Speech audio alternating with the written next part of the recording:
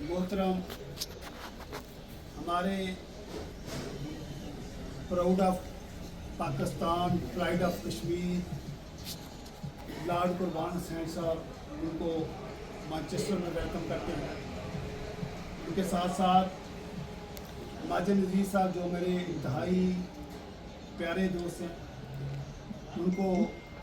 हम उनको भी उनका शुक्रिया भी अदा करते हैं और उनको हम मैनचेस्टर में वेलकम करते हैं। उनके साथ साथ हमारे इंतहाई काबिल एहतराम सैयद खालिद बादशाह साहब, जो किसी तारुफ के मोहताज नहीं और हमारे मैनचेस्टर की कम्युनिटी की एक बहुत बड़ी पहचान है, उनको भी हम खराज तहसीन और उनको वेलकम करते हैं। इनके साथ साथ लॉर्ड कुर्बान साहब के लॉर्ड साहब बता रहे थे कि मेरा भाई हैं, तो मैं आप क्या नाम है, गुलिस्तान साहब, लॉर्ड कुर्बान साहब की जो जितनी फैमिली है उनका जितना भी शुक्रिया अदा करें वो कम है, जितना भी खराज तहसीन पेश किया जाए वो कम है।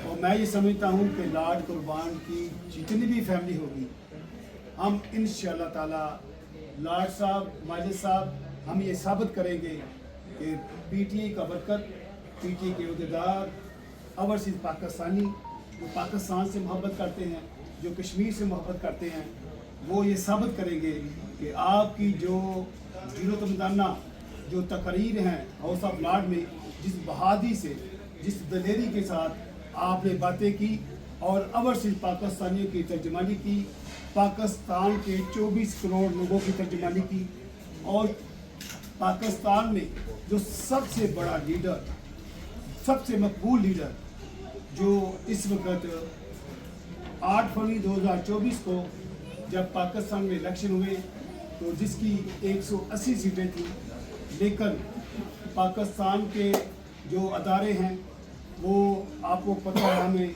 सबको पता है कि किसका कब्ज़ा है। उन्होंने फॉर्म 47 के ज़रिए एक जैली और एक माफिया की हुकूमत बनाई गई और जिनका ना जमहूरियत से तल्लुक़ है, ना उनका इंसानियत से तल्लुक़ है। उनके हाथ मुख्तलिफ करप्शन से, मुख्तलिफ चीज़ों से रंगे हुए हैं। उन्होंने हमेशा पाकिस्तान के मफादात को ज़ाती मफादात पर कुर्बान किया। तो मैं इससे पहले कि मेरी बात शुरू होगी रवानगी से, मेरी इल्तिजा होगी, जितने भी यहाँ कम्युनिटी के, हमारी पार्टी के सरकर्दा लोग मौजूद हैं, सारे लोग ये जो शख्सियत हैं, ये जो मुजाहिद है, जो जिस दलेरी और बहादुरी के साथ इसने हाउस ऑफ लॉर्ड में आवाज़ बुलंद की, हक और सच की, इंसानियत की, इंसाफ की, इसकी नज़ीर किसी जगह पर नहीं मिलती। मेरी सबसे गुजारिश होगी इनके लिए खड़े होकर भरपूर इस्तकबाल करें, ताकि उनको पता चल सके आपने इस तरह इस्तकबाल करना है कि जिस तरह अपने महबूब खुदाए अपने बराहा को इस्तकबाल करते हैं। और इसी तरह इन्होंने उसी दलेरी के साथ, बहादुरी के साथ इन्होंने आवाज़ बुलंद की। तो हम इनको खराज तहसीन पेश करने के लिए तमाम दोस्तों से गुजारिश है, सारे खड़े होकर इनका भरपूर इस्तेमाल करते हैं।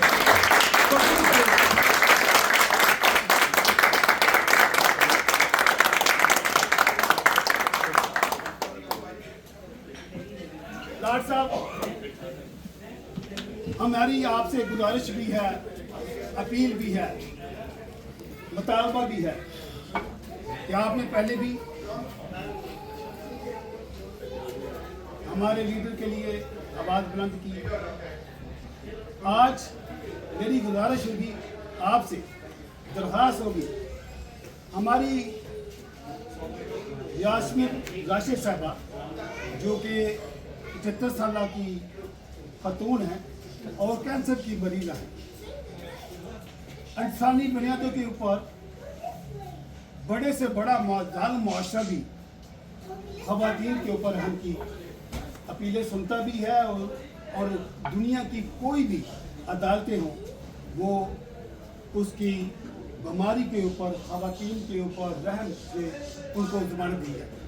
अफसोस का मुकाम है हमारी हुकूमत जिसको صاحب، جب میں نے آپ کا خطاب یو کے پارلیمنٹ میں دیکھا اور جس طرح سے آپ نے خان صاحب اور پاکستان کے اندر جو ہونے والے ظلم کے خلاف اپنے آواز اٹھائی تو یقین کریں دل خوش ہو گیا، کیونکہ پچھلے 2-2.5 سال سے ہم یہاں کے تمام ایم پی ایس کو جو ان کو لیٹر لکھ رہے تھے، ان کو انسانی حقوق ہیومن رائٹس کی جو خلاف ورزیاں ہو رہی تھیں اس کے بارے میں بتا رہے تھے، اور یقین کریں کسی میں ہمت نہیں ہو رہی تھی. اور آپ کو پتہ ہے کیوں ہمت نہیں ہو رہی تھی؟ کیونکہ اوبیسلی ان کے اسٹیکس ہیں پاکستان میں، ظاہری بات ہے ان کی فیملیز ہیں، وہ ایک پاکستان کے اندر ایک ڈر و خوف کا ماحول بنایا گیا ہے، اور ادھر پھر اوبیسلی کچھ اپنی لالچ بھی ہوتی ہے کہ ہمیں وہاں پروٹوکول ملے گا. اگر ہم یہاں پر بات کرنے لگ جائیں گے تو ہو سکتا ہے پاکستان میں ہمارا استقبال اس طرح سے نہ ہو. لیکن میں آپ کو خراج تحسین پیش کرتا ہوں، خدا کی قسم دل اتنا خوش ہوا تھا کہ میں نے بٹ صاحب کو، جیسے ہی میں نے آپ کو دیکھا وہ کلپ میں نے بٹ صاحب کو شیئر کیا، میں نے کہا بٹ صاحب یار یہ تو کمال کر دیا انہوں نے. پہلے میں یہی ہو رہا کہ میں نے کہا بٹ صاحب نے کہا یہ ضرور کریں گے بات، کیونکہ آپ کو پتا ہے بٹ صاحب تو ہے ہی مرد مجاہد، یہ تو کسی چیز کے پیچھے پڑتے ہیں تو یہ وہ کیا کہنا چاہیے لگ ہی جاتے ہیں. لیکن میں آپ کو خدا کی قسم دل سے، کیونکہ میں خود اس ظلم کا شکار ہوں، میں خود اس میں ہوں. ابھی میں لیٹ ہوا ہوں معذرت کے ساتھ، کیونکہ میں ایک جگہ پہ کام کر رہا تھا، تو وہ میں نے صبح کی ڈیوٹی کنورٹ کر کے اس لیے کی تھی کہ صبح مظاہرے میں میں ایک جگہ پہ جا سکتا تھا.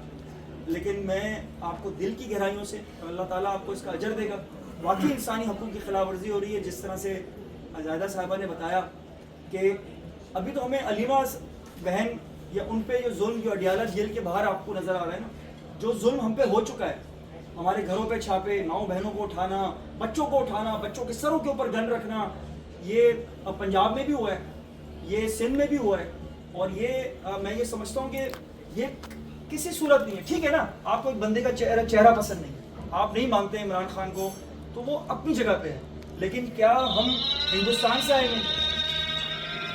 کیا ہم اسرائیل سے آئے ہیں؟ ہم کہاں سے آئے ہیں کہ جہاں پر آپ ہمارے خلاف ایسے آپریشن کرتے ہو کہ جیسے پتہ نہیں ہم نے کیا کچھ کر لیا. 9 مئی کو ایسا کیا ہوا تھا؟ میں خود وہاں 9 مئی کو موجود تھا. کیا ایسا ہوا تھا؟ ہم نے تو ایک پتھر بھی اٹھا کے نہیں مارا تھا، ہم احتجاج کر رہے تھے. خان صاحب کو ناحق گرفتار کیا تھا، جھوٹے مقدمات تھے. اینٹی ٹیررزم ایک بڑی چیز ہوتی ہے. میں خود ممبر پارلیمنٹ رہا ہوں تو مجھے پتا ہے کہ ایسے آپ اینٹی ٹیررزم کے کسی مقدمے نہیں بنا سکتے جب تک آپ اسٹیٹ کے خلاف کام نہ کرو، جب تک آپ ایسا کوئی عمل نہ کرو جس سے آپ کی ریاست کو خطرہ ہو. انہوں نے ہر بچے پہ، بڑے بوڑھے پہ، عورتوں پہ، بچوں پہ، ان پہ اینٹی ٹیررزم کے مقدمات بنا دیے. پھر جن کو گرفتار کیا ان کو ملٹری ٹرائل میں ڈال دیا. آپ مجھ سے بہتر جانتے ہوں گے کیونکہ یہ ملک، یہ جمہوریت کا گڑھ ہے. یہاں سے جمہوریت شروع ہوئی تھی، اور اسی جمہوریت کو دیکھ کے ہم نے اپنے ملک کے اندر، جب ہمارا ملک آزاد ہوا تھا 1947 میں، تو ہم نے اسی ڈیموکریسی کے جو رولز اور ریگولیشنز ہیں، ہم نے کانسٹیٹیوشن کو اپنے آئین میں لے کر آئے تھے.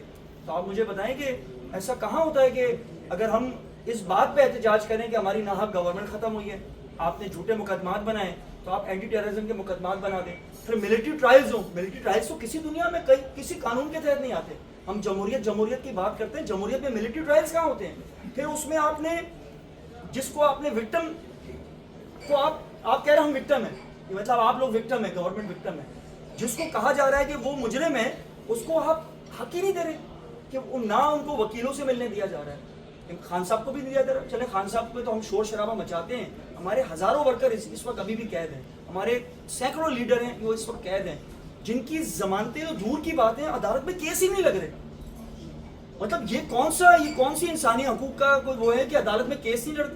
کبھی وہ اٹارنی جنرل صاحب چھٹی پہ چلے جاتے ہیں، کبھی جج کو یاد آ جاتا ہے کہ مجھے اب چھٹیوں پہ جانا ہے، یا جج صاحب بیمار ہو جاتے ہیں. اتنی تاریخ میں 3 سال میں جج کبھی اتنے بیمار نہیں ہوئے جتنے اب بیمار ہوئے. سب جھوٹ ہے، جھوٹ کا مقدمہ ہے. ہم پاکستانی الحمدللہ، ہمیں اپنی فوج سے بہت پیار ہے، لیکن ہمیں ان لوگوں سے پیار نہیں ہے جو ہمارے ملک کو 75 سالوں سے یوز کرتے ہوئے آ رہے ہیں، اور ہمیں اس چکر میں لگا دیا کہ ہم ڈیسائیڈ کریں گے کہ اس ملک کا سربراہ کون ہے. ایسا نہیں ہونا چاہیے. عوامی حکومت ہونی چاہیے، عوام کے ووٹ کا حق ہونا چاہیے. جب ہمیں ووٹ کا حق دیا ہے تو ہمیں اس بات کا وہ ہونا چاہیے کہ ہم یہاں پر ووٹ دے کے الیکٹ کریں گے کہ ہمارا وزیر اعظم کون ہے. بس ہم آپ کی گوش گزار یہ کرنا چاہتے تھے، اور آپ بہتر طور پر ہمیں جانتے ہیں کیونکہ آپ ایسے ملک میں بیٹھے ہوئے جس کو انسانی حقوق کا چیمپئن ہے. تو انشاءاللہ ہمیں امید ہے کہ آپ اسی طرح ہماری آواز اٹھاتے رہیں گے. اور تمام ہمارے دوست یہاں بیٹھے ہوئے اس بھاری تعداد میں یہاں پر آئیں، یقین کریں آپ سے محبت کا اظہار کرنے کے لیے آئیں، اور انشاءاللہ اللہ کرے گا یہ ظلم کی جو رات ہے انشاءاللہ یہ ختم ہوگی، اور ایک ایسی سحر ہوگی انشاءاللہ جو ہمارے ملک میں امن و امان ہوگا, اور ایک انسان کی اور ایک کیا کہنا چاہیے جمہوریت کی, ووٹ کی, ان سب کی عزت ہو. پاکستان زندہ باد. عمران خان. جب عراق جنگ کا بگل بجا,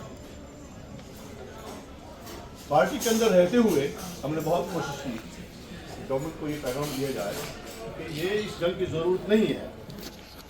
وہ آپ کو پتا ہے کہ ویپنز آف میس ڈسٹرکشن کی بات ہو رہی تھی, وہاں یو این انسٹرکٹر وغیرہ گئے ہوئے تھے, وہ کہہ رہے تھے کہ ابھی وی نیڈ مور ٹائم.